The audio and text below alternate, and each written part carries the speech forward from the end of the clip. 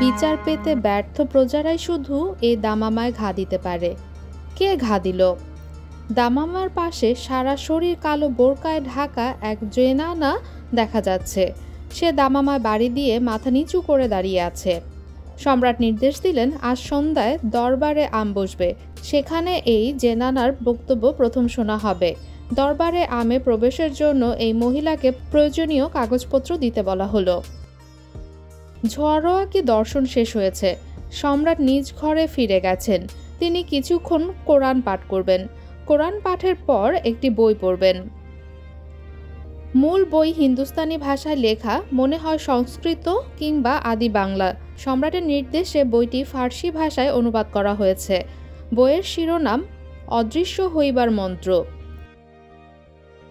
বইতে হিন্দু যোগীরা কিভাবে অদৃশ্য হন তার বিশদ বর্ণনা এবং মন্ত্র দেওয়া আছে।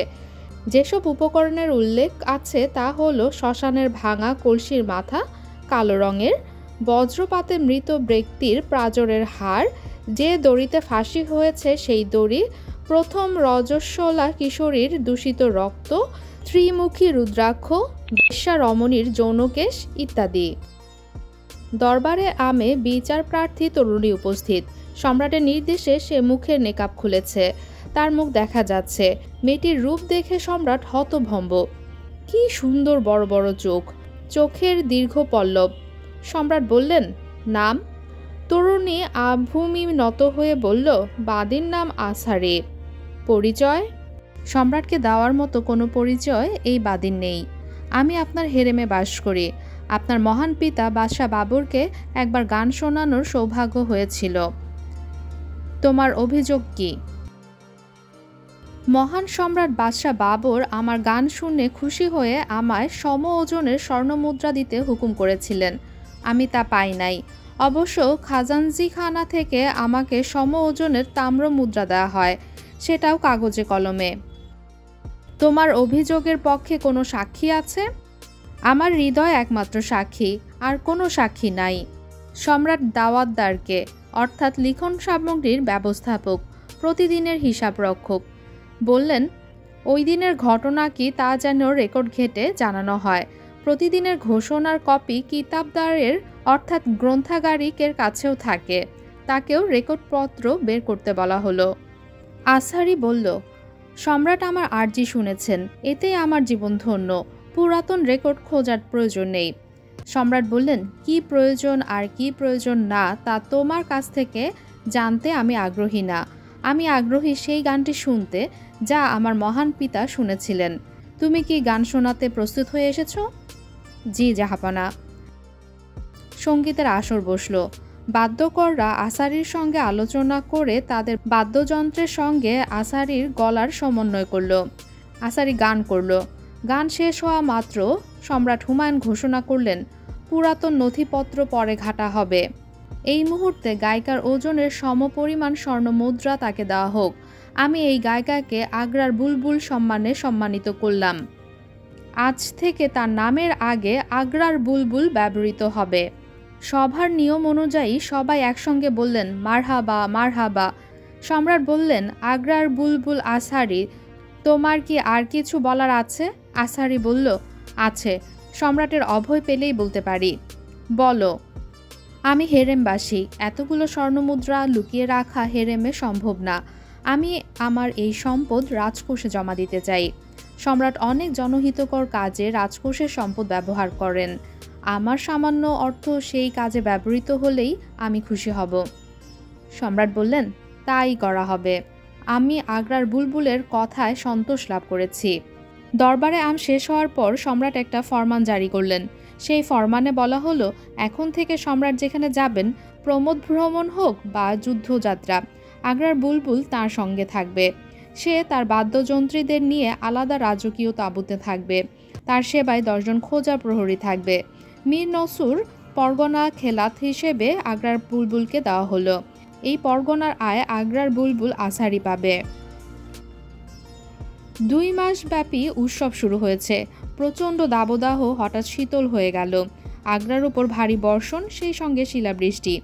2 সের ওজনের একটি শিলা এক প্রজা নিয়ে এলো বাদশাকে দেখাতে।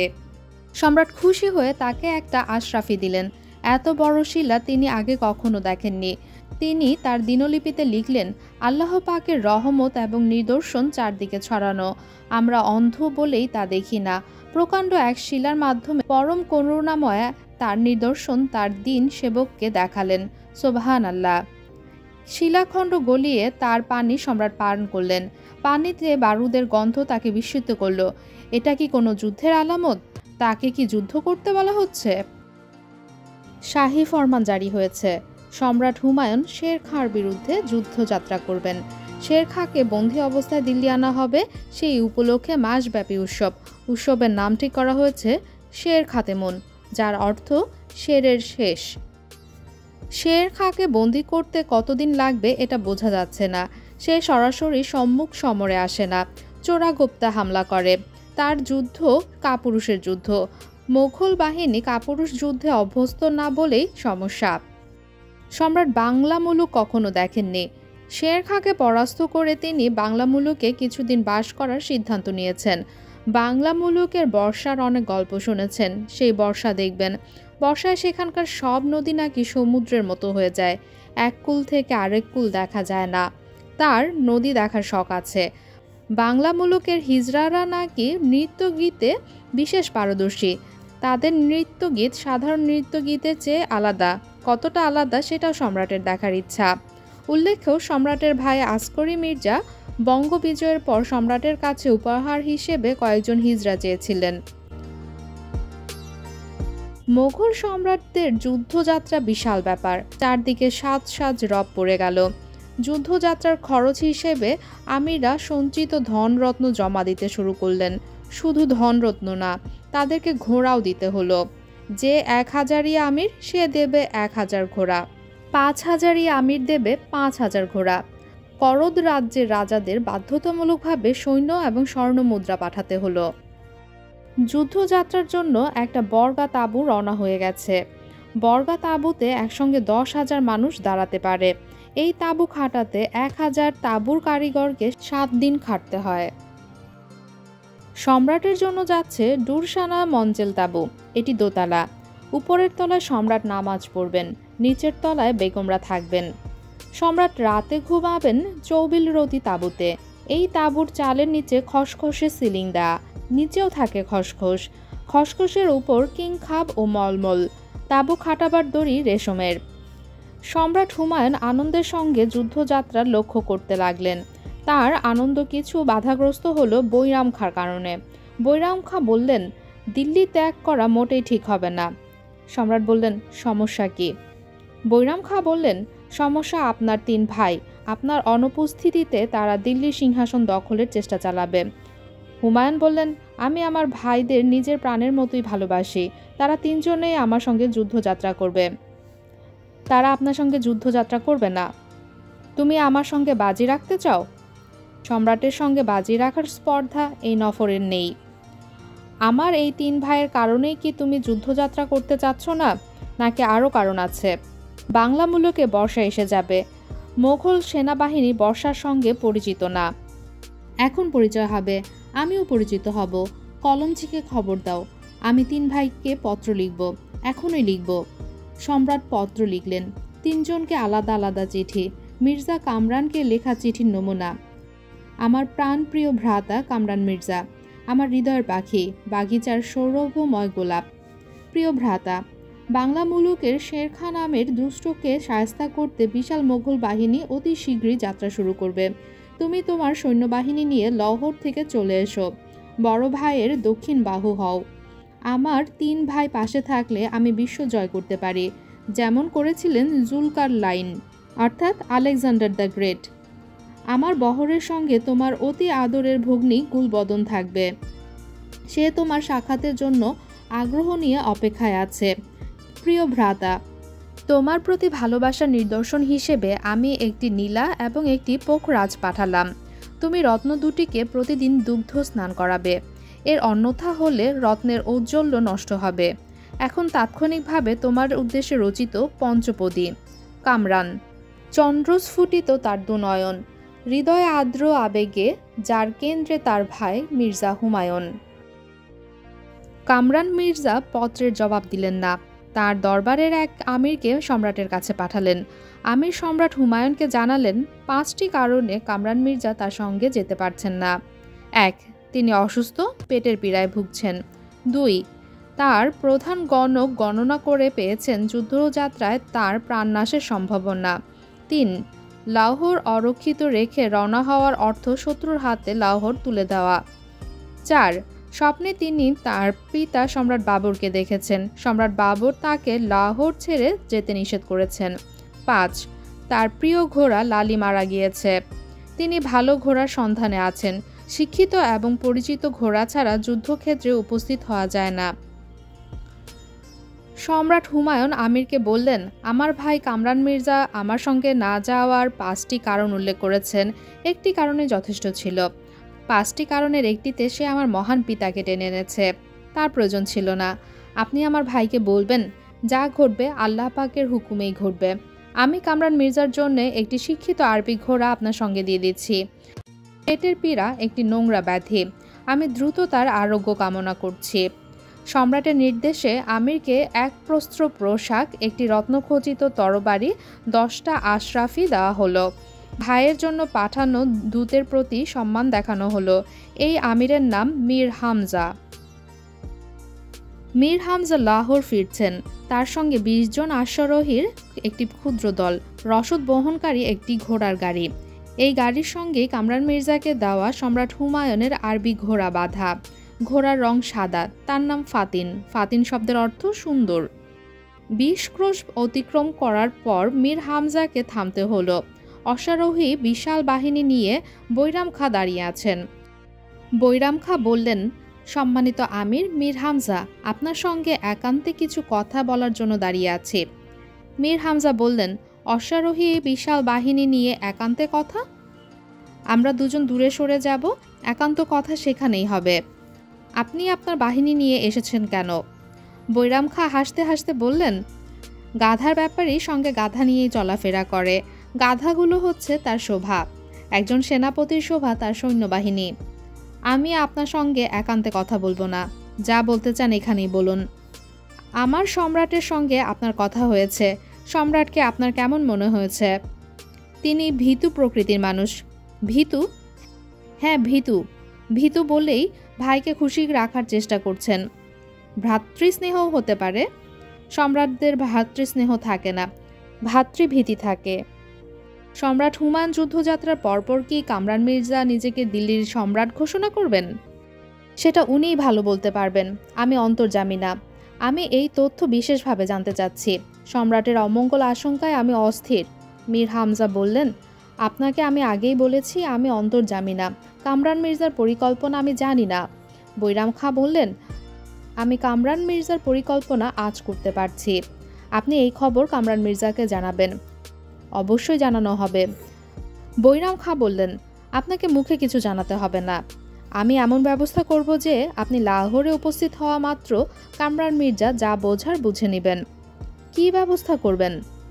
আপনার জন্যই একটি গাধা সংগ্রহ করা হয়েছে। আপনি গাধার পিঠে চড়ে লাহোরে যাবেন।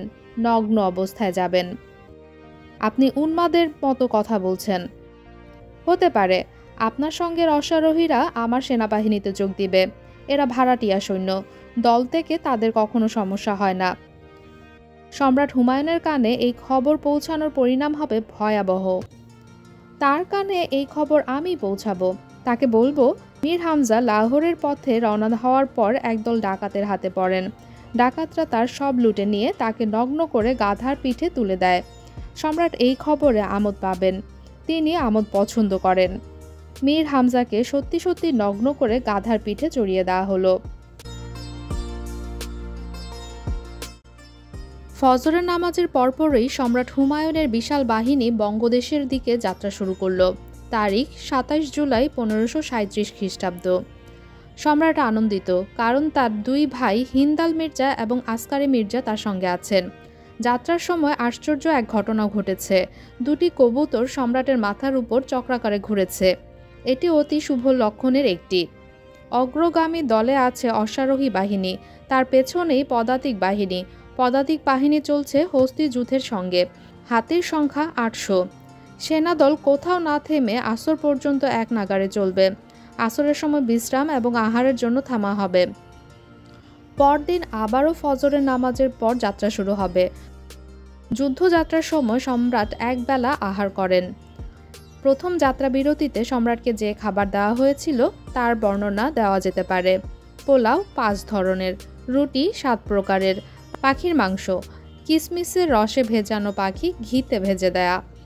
পাখিদের মধ্যে আছে হরিয়াল, বনমোরগ, বিশেষ শ্রেণীর ময়ূর, ভেড়ার মাংস, আস্ত ভেড়ার রোস্ট, বাছুরের মাংস, কাবাব, পাহাড়ি ছাগের মাংস, আস্ত রোস্ট। এটি সম্রাটের বিশেষ পছন্দের খাবার। ফল, শরবত, মিষ্টান্ন। সম্রাট হুমায়ুন এবং তার পরিবারের জন্য যুদ্ধকালীন বাবুর্চির সংখ্যা ছিল ১০০০। প্রধান বাবুর্চি নকি খান নতুন নতুন খাবার উদ্ভাবন করতেন।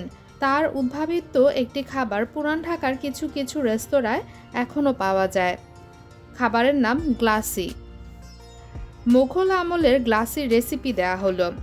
পাতলা স্লাইস করে কাটা খাসির মাংস সজারুর কাটা, বিকল্প হিসেবে খেজুরের কাটা দিয়ে কেচতে হবে। কেচানো মাংসে দিতে হবে কিসমিসের রস, পোস্তদানা বাটা, পেস্তা বাটা, শাহি জিরা বাটা, আদার রস, পেঁয়াজের রস, রসুনের রস, দই, দুধ এবং গম বাটা, পরিমাণ মতো লবণ। এতে যুক্ত হবে জয়ত্রীর গুঁড়া, জয়ফল গুঁড়া, দারুচিনির গুঁড়া। সব ভালো মতো মেখে মাটির হাঁড়িতে রেখে ঢাকনা লাগিয়ে রেখে দিতে হবে। মাটির হাঁড়ি সারাদিন রোদে থাকবে। খাবার পরিবেশনের আগে আগে অল্প আঁচে মাংসের টুকরা মহিষের দুধের ঘিতে অর্থাৎ ভৈষা ঘিতে ভাজতে হবে। বঙ্গদেশের দিকে যাত্রার সময় তার রসদখানায় মহিষের দুধের ঘি ছিল ১০ মণ এবং গরুর দুধের ঘি ছিল ৩০ মণ। সৈন্যদের খাবার ছিল ১ ঘটি দুধ, জবের রুটি, ১ পোয়া ছাতু, মাংস এবং পেঁয়াজ। যাত্রা বিরতির প্রথম রাত্রি। হুমায়ুন এশার নামাজ শেষ করে তার জন্য খাটানো চৌবনরতি তাঁবুতে গেছেন। গান বাজনা শুনে আফিম খেয়ে ঘুমাবেন। তার নিজস্ব ভৃত্য জওহর আফতাজি তাকে জানান শের খাঁ তার জন্য কিছু উপহার পাঠিয়েছেন। উপহারের মধ্যে রয়েছে ৩ জন অতি রূপবতী বাঙাল মুলুকের রমণী এবং ৭ জন হিজড়া। উপহারের সঙ্গে একটি পত্রও আছে। সম্রাট পত্র পাঠ করলেন। শের খাঁ লিখেছেন, দিল্লীশ্বর সম্রাট হুমায়ুন, আপনি অধম তুচ্ছাতি তুচ্ছ শের খাঁকে শায়েস্তা করতে যাচ্ছেন। আমি আপনার দাসানুদাস। আমার কারণে এই তীব্র গরমে আপনার কষ্ট হচ্ছে, এটা আমি নিতেই পারছি না। আপনি দিল্লিতে ফিরে যান। আপনাকে চূর্ণার দুর্গ আমি দিয়ে দিচ্ছি। কিছু উপহার পাঠালাম। আমি জানি উপহার আপনার পছন্দ হবে। ইতি অধম শের খাঁ অর্থাৎ ফরিদ। চিঠিতে কাজ হলো। সম্রাট নির্দেশ দিলেন একদিন বিশ্রামের পর মূল সেনাবাহিনী দিল্লি ফেরত যাবে। ডেকে পাঠানো হবে শের খাঁকে। চুনার দুর্গের দখল নেওয়ার জন্য রুমি খাঁকে পাঠানো হবে। রুমি খাঁর নেতৃত্বে থাকবে বেশ কিছু কামান এবং ২০০ কামানচি। কামানের প্রয়োজন হবে না, তারপরেও থাকলো। ফজরের নামাজের পর দিল্লি যাত্রা শুরু হবে। নামাজের পরপর হুমায়ুন ঘোষণা করলেন চুনার দুর্গ হস্তান্তর প্রক্রিয়ায় তিনি উপস্থিত থাকতে চান। কাজেই যুদ্ধযাত্রা অব্যাহত থাকবে। সম্রাটের খামখেয়ালির সঙ্গে তার সেনাপতি এবং আমিররা পরিচিত। কেউ অবাক হলেন না। চুনার দুর্গের অধিনায়ক শের খাঁর পুত্র কুতুব খাঁ।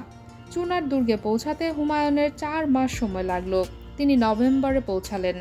আরামদায়ক আবহাওয়ায় হুমায়ুন প্রসন্ন। ভেষজ বিদ্যার উপর কিছু দুর্লভ বই তার কাছে এসেছে। বইয়ে বর্ণিত গাছের গুণাগুণ পরীক্ষার বাসনায় তিনি অস্থির। দুর্গ দখলের পর পরীক্ষা নিরীক্ষা পর্ব শুরু করবেন। দুর্গের দায়িত্ব ছেড়ে দেওয়ার জন্য কুতুব খাঁর কাছে দূত গেল। কুতুব খাঁ বললেন সম্রাট স্বয়ং উপস্থিত হলেই দুর্গ তাঁর হাতে তুলে দেওয়া হবে। সম্রাটের দূত বললেন সামান্য দুর্গ দখলের জন্য হিন্দুস্তানের অধিপতির আশা শোভা পায় না। কুতুব খাঁ বললেন হিন্দুস্তানের অধিপতিকে অনেক তুচ্ছ কাজ কিন্তু করতে হয়। শব্দ করে তিনি বায়ু ত্যাগ করেন। আপনি হয়তো শোনেননি। আপনার উদ্ধৌতমূলক আচরণের সমুচিত জবাব দেওয়া হবে। শুনে খুশি হলাম। আফগানরা সমুচিত জবাব ভালোবাসে। আপনি যে নোংরা কথাগুলি বলছেন আমি নিজে সম্রাটকে তা জানাবো। সেই সুযোগ আপনি পাবেন না। এই কথার অর্থ কি? আপনাকে বাধ্য করা হবে সম্রাটকে একটি পত্র পাঠাতে। সেই পত্রে আপনি বিনয়ের সঙ্গে লিখবেন যে আপনি স্বেচ্ছায় দল ত্যাগ করে আমার সঙ্গে যোগ দিয়েছেন। জীবন থাকতে এ ধরনের চিঠি আমি লিখব না। জীবন থাকা অবস্থাতেই আপনি লিখবেন। আমার নির্দেশে আপনাকে খোঁজা করানো হবে। খোঁজা করার প্রক্রিয়া শুরু হওয়া মাত্রই আপনি চিঠি লিখতে রাজি হবেন। সম্রাট হুমায়ুন তার দূতের কাছ থেকে একটা চিঠি পেলেন। চিঠিতে জানলেন এই আমির দল ত্যাগ করেছে। তার শক্তি ও সামর্থ্য সে ব্যয় করবে আফগানদের জন্য। হতভম্ব সম্রাট রুমি খাঁকে দুর্গ দখলের নির্দেশ দিলেন। রুমি খাঁ কামান দাগতে শুরু করলেন। এর উত্তরে কুতুব খাঁর দুর্গের ভেতর থেকে কামানের গোলা বৃষ্টির মতো পড়তে শুরু করলো। কুতুব খাঁর কামানগুলো ছোট, তবে তাদের নিশানা অব্যর্থ। রুমি খাঁকে পেছনে হটতে হলো। মোগল সৈন্যরা দুর্গ অবরোধ করে 5 মাস বসে রইল। দুর্গ দখল করতে পারল না। এর মধ্যে শুরু হলো বঙ্গের বিখ্যাত বৃষ্টি।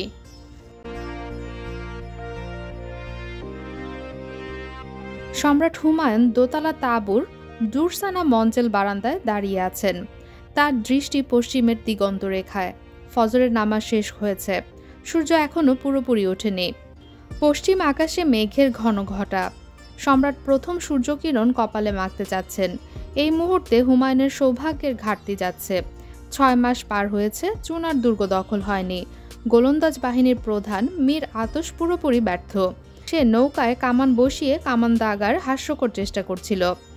কামান দাগা মাত্র গোলার প্রবল বিপরীত ধাক্কায় 2টি বড় নৌকা কামান এবং বারুদ সহ পানিতে ডুবে গেছে।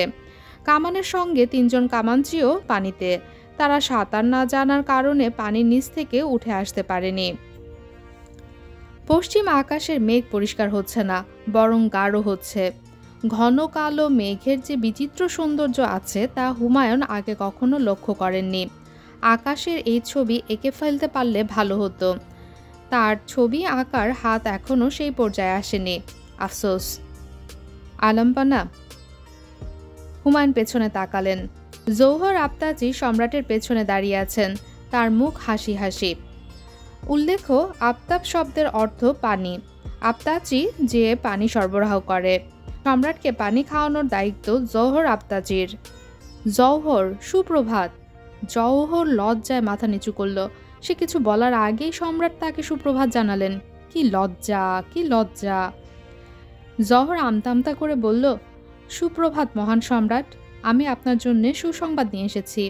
কিছুক্ষণ আগে রুমি খাঁ দলবল নিয়ে চুনার দুর্গে প্রবেশ করেছে। শের খাঁর ছেলে দুর্গ ছেড়ে পালিয়ে গেছে। শুকুর আলহামদুলিল্লাহ। আমার হৃদয় এই মুহূর্তে আনন্দে পূর্ণ। আমার কাছে তুমি কি উপহার প্রার্থনা করো? আপনার স্নেহ। আল্লাহ পাক সাক্ষী, আপনার স্নেহ এবং করুণা ছাড়া আমার আর কিছুই চাইবার নেই। আমি আমৃত্যু আপনাকে পানি খাইয়ে যেতে চাই। তাই হবে। আমি 2টি রাজকীয় ফরমান জারি করব। কলমচিকে আসতে বলো। রাজকীয় ফরমানের প্রথমটিতে লেখা হলো, জহর আফতাচি আজীবন সম্রাটকে পানি খাওয়ানোর দায়িত্ব থাকবে। তাকে 1000ই মসনদদারি দেওয়া হলো। দ্বিতীয় ফরমানে রুমি খাঁকে মীর আতশ উপাধি দেওয়া হলো। তাকে চুনার দুর্গের আপাতত দায়িত্ব দেওয়া হলো। দুর্গের বন্দীদের যেন প্রাণহানি না হয়। সম্রাট দুর্গের প্রতিটি বন্দীর প্রাণের জিম্মিদার। ফরমান জারির পর হুমায়ুন 1 পেয়ালা বেদেনার রস খেলেন। অজু করে আল্লাহ পাকের প্রতি কৃতজ্ঞতা প্রকাশের জন্য সূরা ফাতিহা পাঠ করলেন।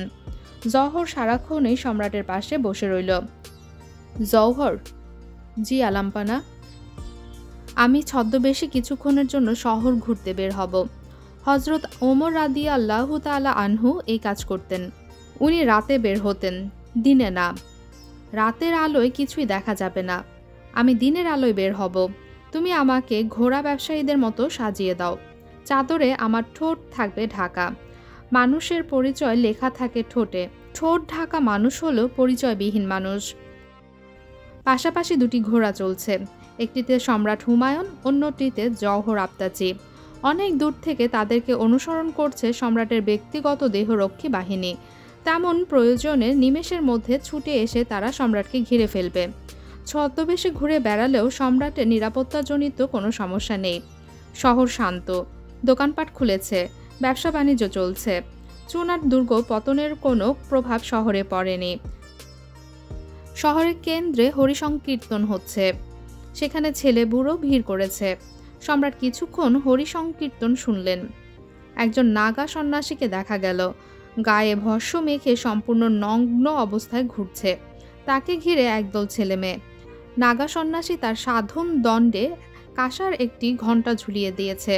যখন সে হাঁটছে ঘণ্টায় ঢং ঢং শব্দ হচ্ছে। সম্রাট নাগা সন্ন্যাসীর সঙ্গে জওহর আফতাচের মাধ্যমে কিছুক্ষণ কথা বললেন। তিনি হিন্দুস্তানি ভাষা জানেন না। আপনি নগ্ন ঘুরছেন কেন? আমি নাগা সন্ন্যাসী, সব কিছু বিসর্জন দিয়েছি বলেই নগ্ন। আপনি তো লজ্জাও বিসর্জন দিয়েছেন। লজ্জা বিসর্জনের জিনিস না। তোর কাছে না, আমার কাছে লজ্জাও বিসর্জনের। আপনি গোপন অঙ্গে ঘণ্টা বেঁধেছেন কেন? সবাইকে সতর্ক করে দেওয়ার জন্যই ঘণ্টা। আপনি তো সবই বিসর্জন দিয়েছেন, গোপন অঙ্গও বিসর্জন দিন। এর তো আপনার প্রয়োজন নেই। আমাকে নিয়ে তুই মাথা ঘামাচ্ছিস কি জন্যে? তুই ঘোড়া বেচতে এসেছিস, ঘোড়া বিক্রি কর। পুণ্য কামাতে চাইলে আমার সেবা কর। সম্রাট তাকে 10টা তাম্রমুদ্রা দিয়ে শহরের বাইরে চলে গেলেন। নদীর পাড় ঘেঁষে ঘেঁষে যাচ্ছেন। তার অদ্ভুত লাগছে। মধুর বাতাস, পশ্চিম আকাশের মেঘ এখন ভেলার মতো পুরো আকাশে ছড়িয়ে পড়ছে। একটা তালগাছ বাঁকা হয়ে নদীর দিকে ঝুঁকে আছে। একদল শিশু তাল গাছে উঠে সাবধানে মাথা পর্যন্ত যাচ্ছে, সেখান থেকে ঝাঁপ দিয়ে নদীতে পড়ছে। তাদের কি আনন্দ! সম্রাট বললেন, দেখো জওহর, ওদের কি আনন্দ। জওহর কিছু বলল না। হুমায়ুন বললেন, সম্রাটের পুত্রকন্যারা এই আনন্দ থেকে বঞ্চিত। জওহর বলল, তাদের জন্য অন্য আনন্দ মহান আল্লাহ ঠিক করে রেখেছেন কে কি আনন্দ পাবে। সম্রাট বললেন, চলো এগুই, আরও কোনো আনন্দ দৃশ্য হয়তো সামনেই আছে। সম্রাট এগুলেন। প্রায় 200 ক্রোশ এগুবার পর তিনি থমকে দাঁড়ালেন। সামনে নলখাগড়ায় ঢাকা শ্মশান ঘাট। বৃষ্টির সময় আশ্রয় নেয়ার জন্য চারদিক খোলা শ্মশান বন্ধু ঘর। ঘর ভর্তি নানান বয়সী নারী, তারা কলকল করে কথা বলছে।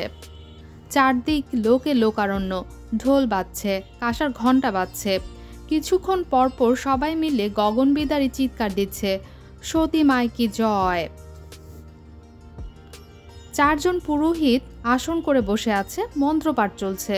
পুরোহিতদের দক্ষিণ দিকে নদীর কাছাকাছি ডোমরা বসেছে কলসি ভর্তি চোলাই মদ নিয়ে। তাদের চোখ রক্তবর্ণ। সম্রাট বিস্মিত হয়ে বললেন, কি হচ্ছে? সতীদাহ হবে আলম্পনা। মৃত স্বামীর সঙ্গে তার জীবিত স্ত্রীকে চিতায় পোড়ানো হবে। এই সেই সতীদাহ? আমি সতীদাহের কথা শুনেছি, আগে কখনো দেখিনি। দেখার জিনিস না, হিন্দুস্তানি বর্বরতা। চলুন ফিরে যাই। যে মেয়েটিকে পুড়িয়ে মারা হবে তার সঙ্গে কি কথা বলা যাবে? আলম্পনা, সে কথা বলার মতো অবস্থায় এখন থাকবে না। সবাই তাকে ঘিরে আছে। তাকে নিশ্চয়ই আরব খাওয়ানো হয়েছে। সে এখন নেশাগ্রস্ত। একদল মানুষ দেখছি লাঠি সোটা নিয়ে দাঁড়িয়ে। এরা কারা? সবসময় দেখা গেছে আগুন লাগানো মাত্র সতী দৌড় দিয়ে চিতা থেকে পালাতে চায়। তখন লাঠি দিয়ে পিটিয়ে তাকে চিতায় নিয়ে যাওয়া হয় এবং আগুনের উপর মেয়েটিকে চেপে ধরে রাখা হয়। নরকের বর্বরতা। অবশ্যই আমি এই মুহূর্তে ফরমান জারি করে সতীদাহ বন্ধ করতে চাই। আলম্পনা, গোস্তাকি মাপ হয়। আপনার সমস্ত প্রজা হিন্দু। আপনি ওদের ধর্মীয় কর্মকাণ্ডে বাধা দিলে তারা বৈরী হয়ে উঠবে।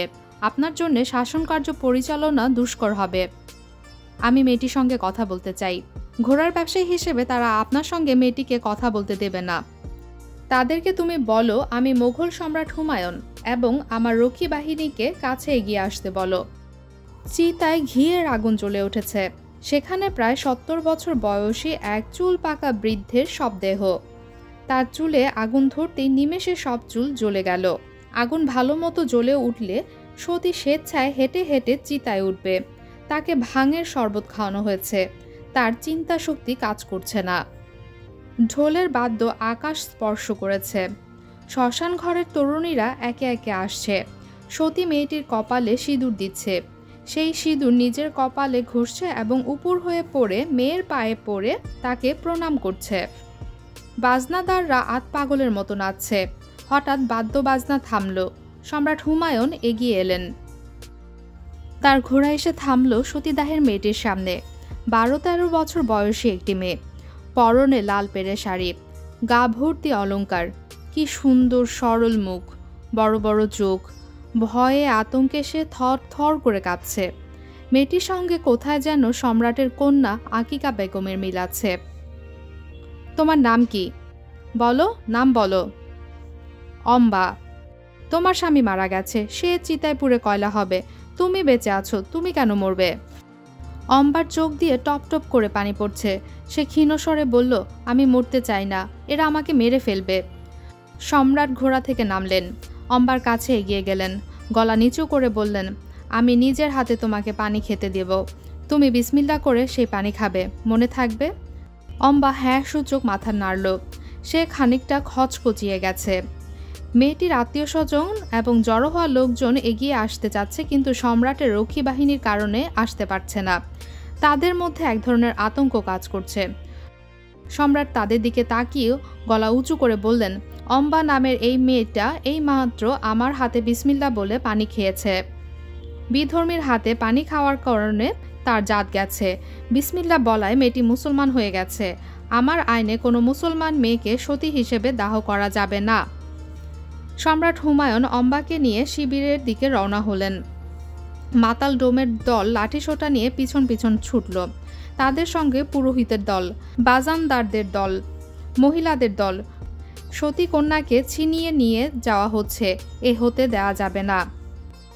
সম্রাটের নির্দেশে তীরন্দাজরা তীর ছুড়ল। অব্যর্থ তীরের আঘাতে 4 জন পুরোহিতের 3 জনই মাটিতে লুটিয়ে পড়ল। হতভম্ব দল উল্টো দিকে দৌড়াতে শুরু করল। মাগরিবের নামাজের শেষে সম্রাট দরবার বসিয়েছেন। চুনার দুর্গ দখলে এসেছে। দুর্গের দায়িত্ব কাকে দেওয়া হবে সেই বিষয়ে পরামর্শ সভা বসেছে। বাংলামূলক অভিযানে কখন রওনা হতে হবে সেই বিষয়ে সিদ্ধান্ত নেওয়া হবে। আজকের সভা গুরুত্বপূর্ণ। আমিররা সবাই উপস্থিত। রুমি খা অর্থাৎ মীর আতস উপস্থিত। দরবারে খাসের নিয়ম ভঙ্গ করে 4 জন নর্তকী উপস্থিত। এদেরকে আনা হয়েছে চুনার দুর্গ থেকে। গুরুত্বপূর্ণ সভায় নর্তকীরা কখনোই উপস্থিত থাকে না। আজ তারা কেন উপস্থিত বোঝা যাচ্ছে না। নর্তকীরা ভীত সন্ত্রস্ত। তারা মাথা নিচু করে আছে। কিছুক্ষণ পর পর একে অন্যের দিকে তাকাচ্ছে। একজন গোপনে অশ্রু বর্ষণ করছে। সম্রাট চুনার দুর্গ দখলে আসার কারণে আল্লাহ পাকের দরবারে শুকরিয়া আদায় করলেন। সবাই বলল আমিন। আমির বেগ মিরেককে চুনার দুর্গের গভর্নরের দায়িত্ব দেওয়া হলো। সবাই বলল অতি উত্তম সিদ্ধান্ত। সম্রাট সবাইকে ভোজ সভায় আহ্বান জানালেন। মীর আতস বললেন, অতি গুরুত্বপূর্ণ এবং গোপন মিটিংয়ে নর্তকীরা উপস্থিত, এর কারণ বুঝতে পারছি না। সম্রাট বললেন, এরা আমার কাছে একটা অভিযোগ করেছে। অভিযোগ গুরুতর। আমার ধারণা অভিযোগ মিথ্যা। যদি মিথ্যা প্রমাণিত হয় তাহলে হাতির পায়ের তলায় পিষ্ট করে এদের হত্যা করা হবে। বৈরাম খাঁ বললেন, অভিযোগ কি? হুমায়ুন বললেন, অভিযোগ হচ্ছে রুমি খাঁ দুর্গে প্রবেশের পরপর 350 মানুষের 2 হাত কেটে ফেলার নির্দেশ দিয়েছেন। সেই নির্দেশ সঙ্গে সঙ্গে পালন করা হয়েছে। রুমি খাঁ, এই বিষয়ে আপনার বক্তব্য কি? রুমি খাঁ বললেন, ঘটনা সত্য। আমি যা করেছি মহান সম্রাটের নিরাপত্তার জন্য করেছি। যে 350 মানুষের 2 হাত কেটে ফেলা হয়েছে এরা সবাই দুর্ধর্ষ কামানচি। এরা যেন আর কখনো সম্রাটের বাহিনীর উপর কামান চালাতে না পারে সেই ব্যবস্থাই করা হয়েছে। শত্রুকে সমূলে বিনাশ করতে হয়। হুমায়ুন বললেন, আপনাকে সাহসী মানুষ ভেবেছি। আপনি নিতান্তই কাপুরুষের মতো একটি কাজ করেছেন। আমি কাপুরুষ অপছন্দ করি। যুদ্ধক্ষেত্রে কাপুরুষতা একটি সদ্গুণ। অনেক সময় কাপুরুষতা যুদ্ধ জয়ে ভূমিকা রাখে। সম্রাট বললেন, দুর্গের মানুষজন দুর্গ সমর্পণ করেছেন, কাজেই দুর্গ যুদ্ধক্ষেত্র ছিল না। আপনি যে ভয়াবহ অন্যায় করেছেন তার শাস্তি আপনারও 2 হাত কেটে নেয়া। উপস্থিত আমিরদের একজন বললেন, সম্রাটকে আমি তার আদেশ পুনর্বিবেচনা করার জন্য অনুরোধ করছি। সম্রাটের কামানবহর চালনার দায়িত্ব রুমি খাঁর ওপর। শের খানের বিরুদ্ধে আমরা যুদ্ধযাত্রা করব। যুদ্ধের জয় পরাজয় নির্ভর করবে কামানের উপর, অর্থাৎ রুমি খাঁর নৈপুণ্যের উপর। যার রণকৌশলে মুগ্ধ হয়ে সম্রাট তাকে মীর আতস সম্মানে সম্মানিত করেছেন। হুমায়ুন বললেন, যুদ্ধের জয় পরাজয় নির্ভর করে মহান আল্লাহ পাকের ইচ্ছায়, কাপুরুষ রুমি খাঁর নৈপুণ্যে না। আগামীকাল ফজরের নামাজের পর মীর আতসের 2 হাত কুনুই থেকে কেটে ফেলার নির্দেশ দিচ্ছি। সম্রাট দরবার ছেড়ে উঠে পড়লেন। মাগরিবের নামাজের সময় হয়েছে। তিনি অজু করার জন্য উঠে পড়লেন। রুমি খাঁকে গ্রেফতার করে তার তাঁবুতে নিয়ে যাওয়া হলো। রুমি খাঁ সেই রাতেই বিষ খেয়ে আত্মহত্যা করলেন। অম্বার জায়গা হয়েছে হুমায়ুনের মেয়ে আকিকা বেগমের তাঁবুতে। অম্বা অতি দ্রুত স্বাভাবিক হয়ে গেছে। একদিন আগের ঘটনার স্মৃতি কিছুই তার মনে নেই। অম্বা আকিকা বেগমের তাঁবুর জাঁকজমক দেখে হতভম্ব। 4 জন খোঁজা প্রহরী সারাক্ষণ তাঁবু পাহারা দিচ্ছে। আকিকা বেগমের সেবায় নিযুক্ত আছে 8 জন দাসী।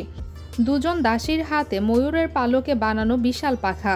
তারা সারাক্ষণই হাওয়া করছে। আকিকা বেগম অম্বাকে খুবই পছন্দ করেছে। সে তার সঙ্গে পদ্মকুল পাতিয়েছে। আকিকা বেগম তার গলার নীলকান্তমণির মালা অম্বার গলায় পরিয়ে দিয়েছে। এখন চলছে ধাঁধার আসর। ধাঁধার উত্তর যে দিতে পারবে না তাকে সঙ্গে সঙ্গে নাকে মাটি ঘষতে হবে। 2 জনের হাতেই মাটির দলা। আকিকা বলল, দিনে রাজপ্রাসাদে থাকে, রাতে থাকে জঙ্গলে, ফজরের ওয়াক্তে থাকে মাটির নিচে, এটা কি? অম্বা বলল, জানি না। আকিকা বলল, মাটি ঘষো। অম্বা নাকে মাটি ঘষল। আকিকা বলল, এখন তোমার পালা। অম্বা বলল, তার 100 চোখ, কিন্তু সে চোখে দেখে না। আকিকা, 100 চোখ কিন্তু চোখে দেখে না? আমি জানি না এটা কি। এর নাম আনারস। আনারস আবার কি? এক ধরনের ফল, বাঙ্গাল মুলুকে পাওয়া যায়। আকিকা বেগম আনারস ফল বাঙ্গাল মুলুক থেকে আনার হুকুম দিল। ফল দেখার পর সে নাকে মাটি ঘষবে। আকিকা বেগমের নির্দেশে 2 জন অশ্বারোহী আনারসের সন্ধানে গেল। অম্বা হতভম্ব। বাচ্চা একটা মেয়ের এত ক্ষমতা! শের খাঁ গোপন বৈঠকে বসেছেন। চুনার দুর্গ হাতছাড়া হওয়ায় তাকে মোটেও বিচলিত মনে হচ্ছে না। শের খাঁর 2 পুত্র এবং 3 জন সেনাপতি বৈঠকে উপস্থিত। শের খাঁ বললেন, আমি নিশ্চিত সম্রাট হুমায়ুনকে আমরা পরাজিত করব। আমার পরিকল্পনা নির্ভুল। চুনার দুর্গ দখলের জন্য হুমায়ুন 6 মাস অপেক্ষা করেছেন। এই 6 মাস আমি শক্তি সঞ্চয় করেছি। সম্রাটের প্রধান স্তম্ভ রুমি খাঁ গত। এটা আমাদের জন্য পরম সৌভাগ্যের ব্যাপার। উপস্থিত সবাই বলল, মারহাবা। শের খাঁ বললেন, এখানে উপস্থিত সবার প্রতি আমার একটি কঠিন নির্দেশ আছে। সম্রাট হুমায়ুনকে কোনো অবস্থাতেই হত্যা করা যাবে না। শের খাঁর পুত্র জালাল খাঁ বললেন, কেন না? শের খাঁ বললেন, হুমায়ুন আমার পরম শত্রু, এটা সত্যি, কিন্তু তিনি এমন শত্রু যাকে আমি শ্রদ্ধা এবং সম্মান করি। তিনি মহান মানুষদের একজন। এই মানুষটির অন্তর স্বর্ণখণ্ডের মতো উজ্জ্বল। সেখানে কলুষতার কণা মাত্রও নেই। শের খাঁর উজির বললেন, শত্রু সম্পর্কে এমন প্রশংসাসূচক বাক্য দুর্বলতার নামান্তর। শের খাঁ বললেন, আমি অবশ্যই এই মানুষটির প্রতি দুর্বল। আমি সম্রাটের লেখা একটি কবিতা পাঠ করছি। পাঠ শেষ হওয়া মাত্র আপনারা বলবেন মারহাবা। অশ্বারোহীর বন্ধু নয়, যেমন বন্ধু নয় বায়ু মেঘমালার। বন্ধু হবে এমন যাদের সঙ্গে কখনো দেখা হবে না। দুজনেই থাকবে দুজনের কাছে অদৃশ্য, দৃশ্যমান থাকবে তাদের ভালোবাসা। শের খাঁর উজির নিতান্ত অনিচ্ছার সঙ্গে বললেন, মারহাবা।